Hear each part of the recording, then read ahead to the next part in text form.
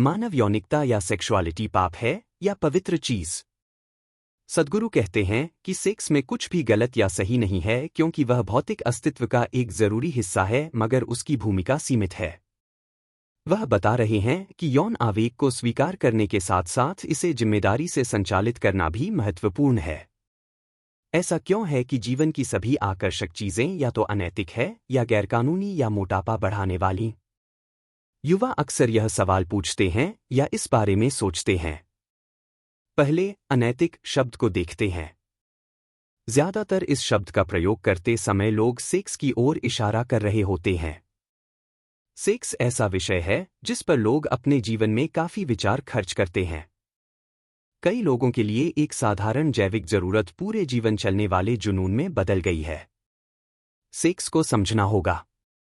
इसे समझते हैं। सेक्स हमारे अंदर एक मामूली सहज प्रवृत्ति है, एक रासायनिक बदलाव जो किशोरावस्था के साथ आता है। यह एक आनंदपूर्ण अनुभव है क्योंकि यह हमें प्रजनन, बच्चे पैदा करना की ओर प्रेरित करने का प्रकृति का तरीका है।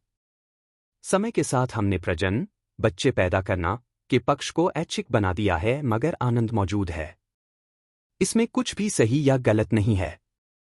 अपनी यौनिकता, सेक्सुअलिटी को भौतिक अस्तित्व के एक जरूरी अंग के रूप में स्वीकार करना महत्वपूर्ण है। दो लोगों की कामोत्तेजना, सेक्सुअल अर्ज के कारण ही आपका और मेरा अस्तित्व है। यह एक सच्चाई है। आप जितना अधिक किसी चीज को अस्वीकार करेंगे, वह मन में उतनी ही अधिक अहमियत ले लेगी। इस दमन ने इंसानी मानसिकता में बहुत भयंकर उथल-पुथल मचाई है। सबसे बड़ी समस्या यह है कि धर्मों और नैतिक शिक्षकों ने हमें बताया है कि हमारी बायोलॉजी एक पाप है। इसने सदियों से अकथनीय अपराधबोध और कष्ट पैदा किया है। आप जितना अधिक किसी चीज को अस्वीकार करेंगे, वह मन में उतनी ही अधिक अहमियत ले लेगी। इस दमन ने इंसानी मानसिकता में बहुत भयंकर उथल-पुथल मचाई है। सेक्स का महत्व कब कम होने लगता है? साथ ही, क्या हम सिर्फ अपनी केमिस्ट्री की कठपुतलियां हैं? बिल्कुल नहीं। मानव जीवन में सेक्स की भूमिका है, मगर वह सीमित है। मन पर अधिक ध्यान केंद्रित करने वाले लोग पाते हैं कि उनकी कामुकता कम प्रबल है। जब आप मन से अधिक गहरे सुख पा लेते हैं, तो कामुकता, सेक्सुअलिटी की अहमियत कम हो जाती है। हमारी मूलभूत बायोलॉजी को नष्ट करने की जरूरत नहीं है, मगर उसे आसमान पर चढ़ाने की भी जरूरत नहीं है। सेक्स के पारंपरिक धार्मिक आतंक के खिलाफ प्रतिक्रिया देते हुए पश्चिमी देश हाल के समय में शरीर के साथ अत्यधिक पहचान की ओर मुड़ गए हैं। इसकी नकल करना दुर्भाग्यपूर्ण होगा। हमारी मूलभूत बायोलॉजी को नष्ट करने की जरूरत नहीं है, मगर उसे आसमान पर चढ़ाने की भी जरूरत नहीं है। अगर आप बचपन से किशोरावस्था की ओर अपने विकास को ध्यान से देखें, तो आपको कौतूहल होना चाहिए, आपको उसका गुलाम नहीं बनना चाहिए।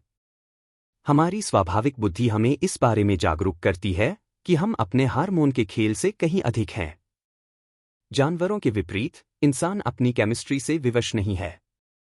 इंसानों में भावनात्मक और बौद्धिक साथ की जरूरत, शारीरिक जरूरत से अधिक तगड़ी है। अपनी बुद्धि को इसका गुलाम बनाना दुख की बात है।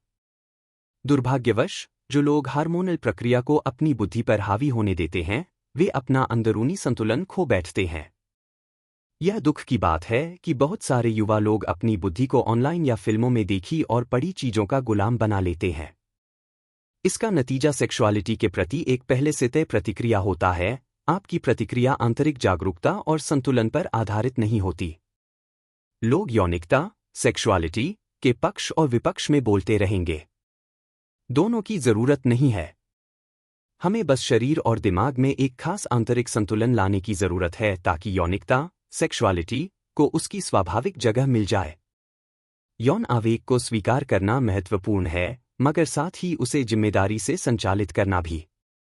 कम उम्र से शुरू किए जाने पर कुछ सरल योग काफी लाभदायक हो सकते हैं, क्योंकि यह किसी भी उपदेश के मुकाबले शरीर और दिमाग को अधिक कुशलता से तालमेल में लाते हैं।